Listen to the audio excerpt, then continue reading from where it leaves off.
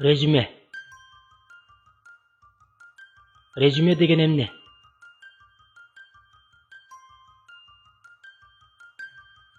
Резюме бул ар кандай жол менен жумуш издөөдө керектелген документ. Резюме кесиптик ишмердүүлүк тууралуу жазылган кыскача маалымат. Анда инсан белгилүү бир кызматка туура келген талапкер катары көрсөтүлөт. Резюмени түзүп жатканда 7 универсалдуу эрежелерди билүү зарыл. Кыскалык, маалыматты бир бетке батыруу. Көрсөтмөлүүлүк. Резюмени компьютерде так жана сабаттуу түзүү, негизги сөздөрдү жана терминдерди белгилөө. Жеткиликтүүлүк. Атайын жаргондук сөздөрдү колдонууга жол бербөө. Конкреттүүлүк. Маалыматтын сунушталган жумушка түздөн түз тиешелүүлүгү. Маалыматтуулук. Билимин жана эмгек стажын сыпаттоо. Чындык. Резюмедеги ар бир пункттун чындыкка дал келүүсү. Анткени маалымат текшерилиши мүмкүн. Оптимисттүүлүк. Резюмеден ишти билгендиктин жана өзүнө ишенгендиктин сезилип турушу. Бардык мекемелер өзүнүн командасында ийгиликтүү кызматкерлерди көргүлөрү келишет. Резюменин структурасы. Биринчи, аты, жөнү. Экинчи, резюмени түзүүнүн максаты. Бул эң маанилүү пункт. Бул жерде сиз талапкер болуп жаткан кызматты же ишмердүүлүктүн тармагын көрсөтөсүз. Мында жазылган маалыматтарды жумуш берүүчү биринчи кезекте окуйт. Максатта 1, максимум 3 кызматты көрсөтсө болот. Резюмени түзүүнүн максаты мазмунга толук дал келип туруш керек. Үчүнчү, жеке маалыматтары.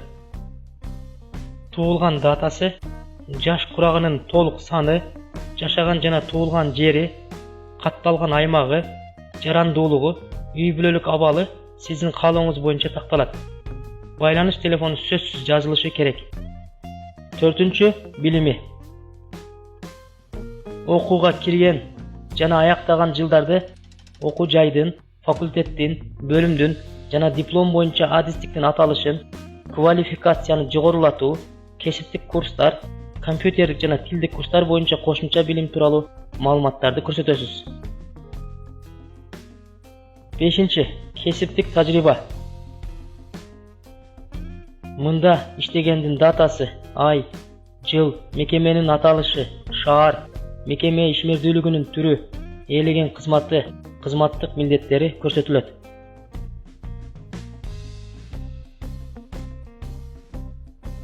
Алтынчы, кесиптик көндүмдөр. Сизди кесипкөй катары мүнөздөгөн, жасай алган нерселердин бардыгын тизмектеп чыгасыз.